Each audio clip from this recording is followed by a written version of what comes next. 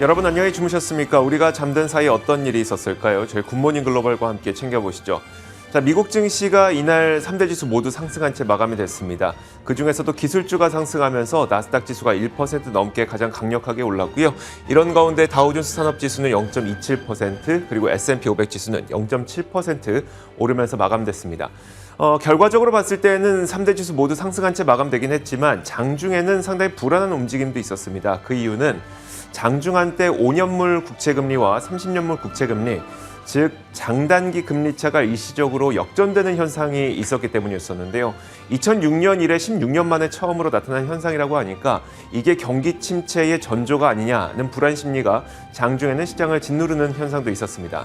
하지만 시간이 조금 지나면서 장단기 금리차가 다시 한번 정상화되는 움직임이 나타났고요. 이와 더불어서 시장은 함께 오를 수가 있었습니다. 자, 이런 가운데 테슬라가 주식 분할에 대한 그 기대감이 다시 한번 솔솔 커지고 있는 것 같습니다. 덕분에 테슬라의 주가는 8%가량 급등한 채 움직이기도 했었고요. 중국 상하이 지역이 락다운에 들어갔죠. 때문에 유가 수요에 대한 원유 수요에 대해서 원유 수요가 감소할 것이라는 우려가 나타났습니다. 이 때문에 유가가 9%가량 급락하는 현상도 있었는데 오히려 요즘에는 유가의 움직임이 그러니까 워낙 고공행진을 하고 있다 보니까 원유 가격이 하락하게 되면 오히려 이게 투자 심리에는 좀 긍정적인 현상으로 분석이 되기도 하죠. 덕분에 시장은 좀 오를 수가 있었습니다. 자, 전체적인 분위기는 이랬고요. 그렇다면 자세한 마감 분위기는 어땠는지 살펴보도록 하겠습니다. 전체린 앵커입니다. 네, 미국 증시 마감 상황 확인해 보겠습니다. 미국 증시가 이번 주를 아주 기분 좋은 상승으로 또 시작해주고 있습니다. 과연 3주 연속 플러스라는 기록을 이번 주에 세울 수 있을지 기대감을 가지면서 지켜보도록 하시죠. 일단 시장은 오늘 장단기 금리차 현상, 그리고 역전 현상, 그리고 유가의 움직임 주목하면서 오름세를 나타냈습니다. WTI와 브렌트유가 모두 장중에 7% 하락을 기록하기도 했는데 유가가 장중에 저점을 기록하자 지수는 오히려 장중 고점을 기록하는 그런 흐름이 나타나기도 했습니다. 그리고 나스닥 지수 역시 테슬라의 급등세에 힘입어서 특별히 더 아웃퍼폼하는 모습을 보여주는 하루였는데요. 시장의 재료들 하나씩 확인해 보도록 하겠습니다. 이 장 초반에 5년물 금리가 한때 2.63%대, 그리고 30년물 금리가 2.6%대까지 내려가면서 한때 역전되는 현상을 보여줬습니다. 이로 인해서 경기 침체에 대한 우려는 한층 짙어졌다라는 평가가 나오고 있는데, 그렇지만 다행히 아직까지 투자자들이 특히나 주목하고 있는 2년물과 10년물 사이에는 특별히 관찰되고 있는 변화가 없습니다. 앞으로도 계속해서 좀 주목을 해보셔야 될 것 같고요. 히트맵을 보시면 그러다 보니까 은행주들이 전반적으로 하락하는 모습을 나타냈습니다. 특히나 아래 하단에 위치해 있는 JP모건과 웰스파고, 골드만삭스, 뱅크 오브 아메리카가 1%에서 2%대의 낙폭을 기록한 채 오늘 움직였다라는 것이 시장의 특징이 되겠습니다. 자, 시장이 또 여전히 주목하고 있는 또 다른 재료는 바로 러시아와 우크라이나의 침공 관련해서 업데이트되고 있는 이슈들이 되겠는데요. 이 양국의 평화회담이 이제 이번 주에 예정되어 있습니다. 양측 대표단은 터키에서 회동을 가지기로 하고 현재 이동 중인 것으로 알려져 있는데, 현지 시간으로 화요일부터 다시 회담이 이어질 것이라고 러시아 측은 밝혔습니다. 이 회담 내용에 대해서도 우리가 꾸준히 팔로우업을 해볼 필요가 있겠습니다. 자, 그 다음으로 유가 현재 어떻게 움직이고 있는지 확인해 보겠습니다. 유가 오늘 크게 하락하고 있는 흐름이죠. 현재 WTI 선물 가격 9%대의 낙세를 기록하고 있습니다. 브렌트유 역시도 7%대의 낙폭을 기록하면서 배럴당 111달러 선 수준 정도 현재 가리키고 있는데요. 유가가 하락하다 보니까 에너지주들이 동반으로 떨어졌다라는 것도 오늘 시장의 특징이 되겠습니다. 보시다시피 에너지 섹터 내에서 엑손모빌이 2.8%, 코노코필립스가 3.7% 정도 급락권에서 마무리가 됐습니다. 자, 이제 하나씩 이슈들 확인해 보도록 할 텐데, 어제 전해진 이슈죠. 시장을 아주 떠들썩 하게 만들고 있는 소식입니다. 테슬라가 2년 만에 주식 분할을 다시 추진한다라는 소식이 전해지고 있습니다. 테슬라는 이날 공개된 SEC 공시를 통해서 연례 주주총회에서 주주들에게 발행 주식 수를 증가해 줄 것을 승인해 달라, 이것을 요청할 거다라고 밝혔는데요. 테슬라의 주주총회는 통상 가을쯤에 열리게 됩니다. 테슬라는 주식 배당의 형태로 회사 보통주의 주식 분할을 할 수 있도록 주식 증가를 요청하겠다라고 밝혀놓은 상태고요. 이 소식에 힘입어서 오늘 테슬라의 주가가 무려 8%나 급등하는 움직임 나타내줬습니다. 자, 그 다음으로 코인베이스 확인해 보겠습니다. 이 브라질의 암호화폐 브로커리지 회사인 메르카도 비트코인의 모 회사죠. 2TM의 인수를 현재 논의 중이다라는 소식이 들려왔는데 이와 더불어서 최근 비트코인 가격이 오르면서 올해 들어서 하락했던 이 하락분을 모두 상쇄하는 흐름을 보이기도 했습니다. 이 부분 역시도 코인베이스의 주가라는 호재로 작용하고 있다라는 분석 전해지고 있고요. 코인베이스의 주가는 7.87% 상승권에서 마감했습니다. 그 다음으로는 밈 주식인 AMC도 확인해 보겠습니다. 최근 밈스탁의 급등세도 심상치 않습니다. 오늘도 AMC의 주가 45%의 폭등을 기록했는데 AMC의 CEO가 조만간 회사를 완전히 바꿔놓을 M&A가 있을 것이다 라고 밝힌 것이 상승 모멘텀으로 작용했다라는 풀입니다. 자, 그 다음으로는 조금은 생소하실 수 있습니다. 플랜트로닉스라는 종목도 보려고 하는데요. 오늘장에서 50% 넘는 급등세를 역시 시현했던 종목입니다. 올 연말 HP에 인수될 거다라는 보도가 전해졌는데 HP의 주가는 반대로 2% 하락하는 흐름을 보였다라는 부분까지 체크를 해보시면 되겠습니다. 자, 이렇게 오늘장에 전해졌던 특징주들 4가지 모두 확인해 봤습니다. 자, 이제 다음으로는 상품 선물 시장 움직임까지 체크를 해보겠습니다. 금 가격부터 확인을 해보려고 하는데요. 10년물 금리가 계속해서 2019년 이래 최고치 흐름을 달성해 가고 있습니다. 일반적으로 금은 인플레이션 해지 수단으로 여겨지고 있지만 현재 상황에서는 투자자들이 금리 인상으로 인해서 금을 보유한 데 따른 기회비용이 늘어나고 있다라고 판단하고 있는 것으로 보입니다. 그리고 러시아와 우크라이나 간의 평화회담에 대한 기대 역시도 있기 때문에 금이 오늘장에서 하방 압력을 받아가고 있다는 분석이고요. 현재 금 선물 가격 1.7% 떨어지면서 온스당 1920달러 부근까지 내려와 있습니다. 마지막으로 오늘장에서는 팔라듐 가격 역시도 좀 살펴볼 필요가 있겠습니다. 서방 국가의 제재로 러시아산 팔라듐을 수출할 수 없어 공급난이 예상된 바가 있었죠. 그렇지만 러시아가 대안 경로를 통해서 팔라듐을 수출할 수 있다라는 분석과 함께 이 공급난에 대한 우려가 조금은 희석되고 있습니다. 팔라듐의 가격은 그러다 보니까 7% 가까운 급락세로 현재 진행이 되고 있습니다. 자, 이렇게 상품 선물 시장 움직임까지 모두 체크해 드렸고요. 다음으로 애프터마켓으로 이어가겠습니다.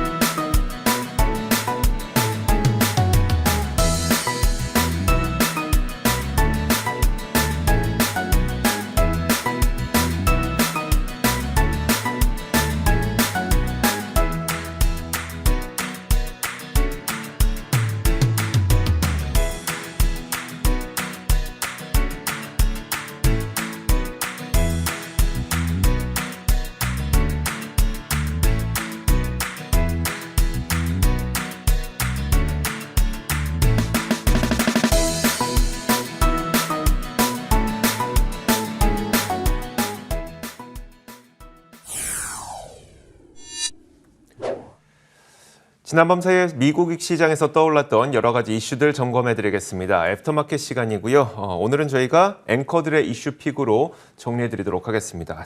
오늘 전채린 앵커 함께 할게요. 어서 오세요. 안녕하세요. 네. 자, 첫 번째 키워드부터 한번 볼까요? 첫 번째 키워드는 바로 이겁니다. 16년 내 첫 번째 금리 역전. 사실 금리 역전이라는 단어만 들어도 참 좀 불안해지지 무서워요. 않을까요? 네, 그렇죠. 네. 근데 실제로 16년 만에 첫 번째 금리 역전이 좀 나타났다고 합니다. 어떤 일이 있었는지 한번 살펴보도록 할 텐데, 지난 밤 사이에 5년물 금리와 30년물 금리가 역전하는 현상이 발생을 했습니다. 장중 한때 5년물 금리는 2.63%를 기록했고요. 그 시점에 30년물 금리가 2.6%를 기록했기 때문에 단기 금리가 장기 금리를 약 3bp 정도 역전했던 겁니다. 5년물 금리가 30년물 금리를 역전했던 거는 2006년 이래 처음이라고 하거든요. 그러니까 16년 만에 처음으로 역전 현상이 나타난 겁니다.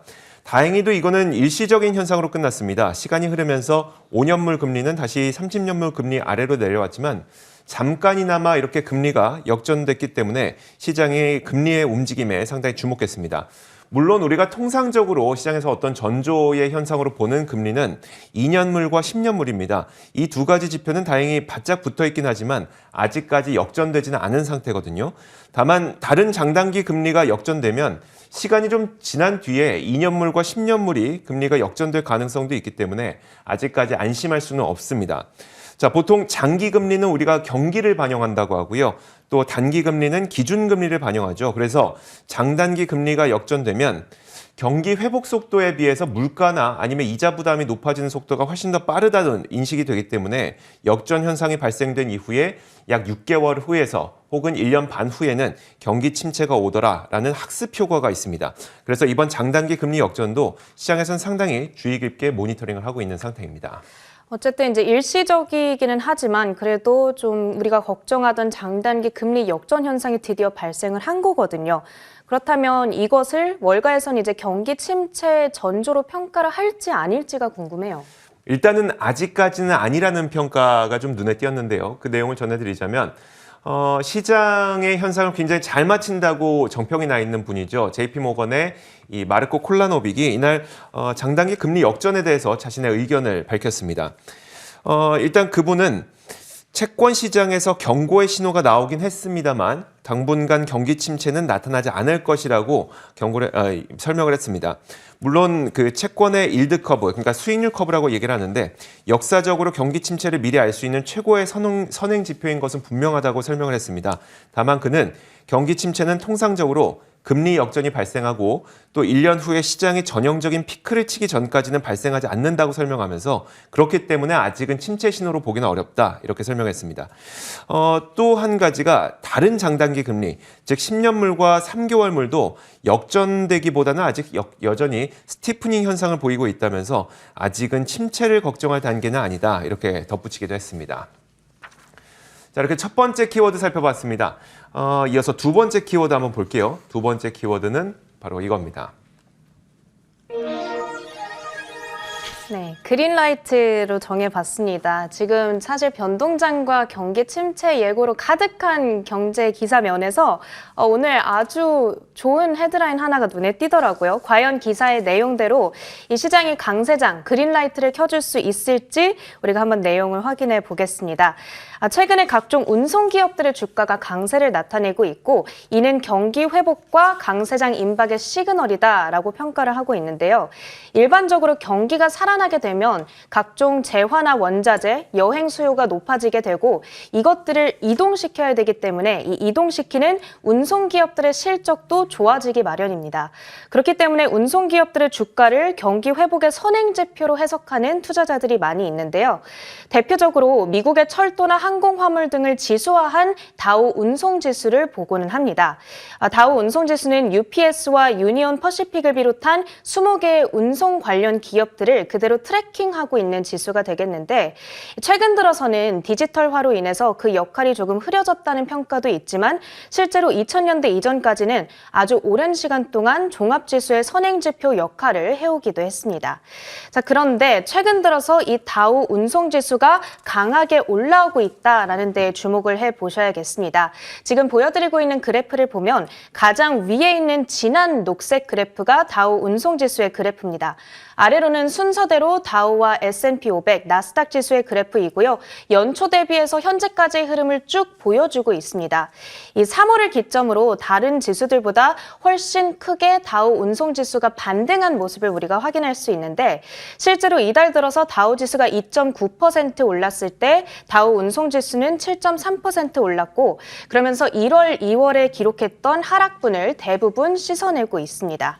역사적으로 진짜 다우 운송지수는 상당히 경기 경기와 관련해서 큰 의미를 가져왔거든요. 근데 이 다우 운송지수가 회복되고 있다고 하니까 그럼 정말 미국의 경기가 회복되고 있는 것이냐 좀 기대감을 갖게 만드는 대목인데 어느 정도의 의미를 좀 부여해야 될까요? 네, 이 부분에 대해서 전문가에도 발언이 있었는데 스테이트 스트리트 글로벌 어드바이저스의 수석 투자 전략가는 이렇게 보고 있습니다. 지금 금리 인상과 장단기 금리 역전 현상으로 이 경기 침체에 대한 우려도 있고 또 전반적인 미국 경제에 대한 신뢰도가 매우 낮은데 적어도 우리가 이렇게 생각하고 우려하는 것보다는 경기 상황이 강하고 지금 미국 경제가 회복성이 있구나라는 뜻으로 해석하면 되겠다 이렇게 말을 하고 있습니다. 그리고 또 항공사들을 놓고 보더라도 얼마 전에 미국 항공사들의 경영진들이 이 항공에 대한 수요가 매우 높아지고 있고 또 높은 연료비 부담을 모두 소비자에게 전가시킬 수 있겠다고 자신한 바가 있었죠. 이런 얘기가 나온다는 건 그만큼 여행을 위해서 큰 돈을 쓸 준비가 돼 있다는 소비자들이 많다는 거고 비행기 티켓이 아니더라도 이 경제 다른 구석구석으로도 그 돈이 흘러 들어갈 거다라는 의미입니다. 다만 운송지수를 볼 때 한 가지 유의해야 될 점도 있습니다. 이달 들어서 다우 운송지수의 상승을 주도했던 종목이 바로 에이비스 버짓 그룹인데요. 최근 한 달간 40%나 뛰어 올랐는데 작년 말부터 밈 주식으로 부상해서 여전히 개인 투자자들 사이에서 밈 트레이딩이 강하게 나타나고 있습니다. 운송지수를 해석할 때 이 부분은 좀 감안을 하고 보셔야 될 것 같습니다. 에이비스 버짓 그룹이 렌터카 하는 그 기업이죠? 맞죠. 네. 에이비스 버짓 그룹이 워낙 급격하게 반등하다 보니까 운송지수에 약간의 왜곡은 있을 수 있다. 다만 그렇다고 치더라도 운송지수가 강하게 상승하고 있는 것은 경기 회복의 신호다. 이 정도로 받아들이시면 될 것 같습니다. 자, 이어서 다음 키워드 볼게요. 다음 키워드는 바로 이겁니다. 중국 가동 중단에도 라는 키워드인데 어제 저희도 이제 단톡방을 통해서 중국 가동 중단과 더불어서 테슬라에서 또 급격한 소식이 나와서 제가 네. 단톡방에 그 뉴스를 올리기도 했었는데 깜짝 놀랐어요. 근데 왜 답변이 없으셨어요? 아무도 대답을 안 하더라고요. 저는 되게 놀라운 소식이어서 참 좋았었는데 저희 단톡방에서 아무도 대답 없었습니다. 너무 늦게 올리셨어요. 네. 좋습니다.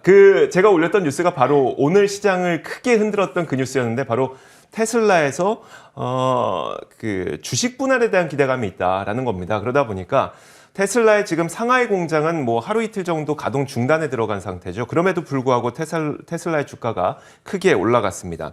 자, 일단 우리 시간으로 어제 저녁에 이미 전해진 소식이었었는데 테슬라가 이번 연례 주주총회에서 주식 분할한 건을 상정할 것으로 알려졌습니다.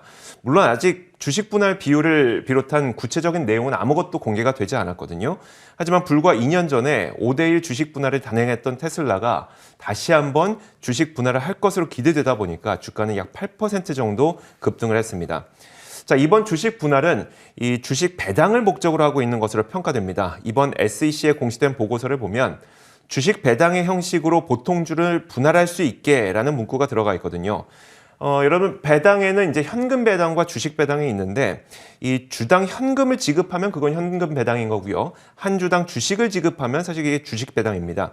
그래서 주식 배당은 주식이 증가된 수만큼 주식 가치가 희석되기 때문에 사실 주식 배당과 주식 분할은 그 결과는 거의 동일하게 나타납니다. 예컨대 6대1로 분할을 하게 되면 테슬라 한 주를 갖고 계시는 분이 5개의 테슬라 주식을 더 받게 되는 거거든요. 하지만 동일한 주식이 그만큼 늘어나는 것이기 때문에 그만큼 주당 가치는 곧바로 떨어집니다. 자, 어쨌든 결과적으로 주식 분할과 동일한 효과를 갖고 있어서 이날 중국 상하이 공장이 중국의 락다운으로 인해서 가동이 중단된다는 소식이 있었음에도 불구하고 주가는 크게 오를 수 있었습니다.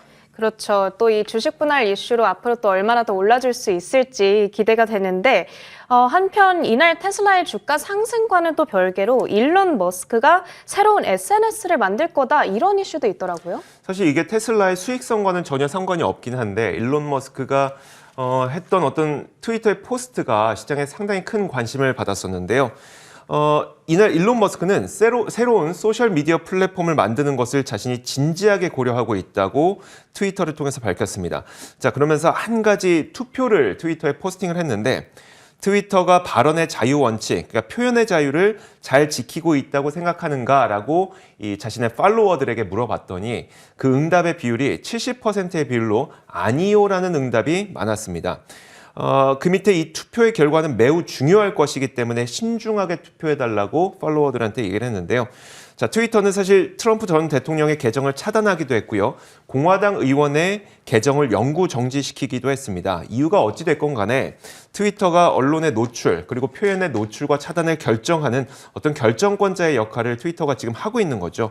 자, 그러다 보니까 일론 머스크는 이런 특정 주체가 어떤 의견을 내보내고 차단할지 결정하지 않는 소셜 미디어 플랫폼을 새롭게 만들 것을 계획하고 있는 것으로 보입니다.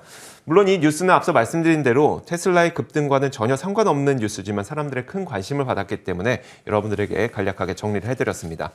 자, 이렇게 지난밤 사이에 어떤 일들이 있었는지 세 가지 키워드와 함께 저희가 살펴봤습니다. 애프터마켓 시간이었고요. 전채린 앵커 수고하셨습니다. 감사합니다.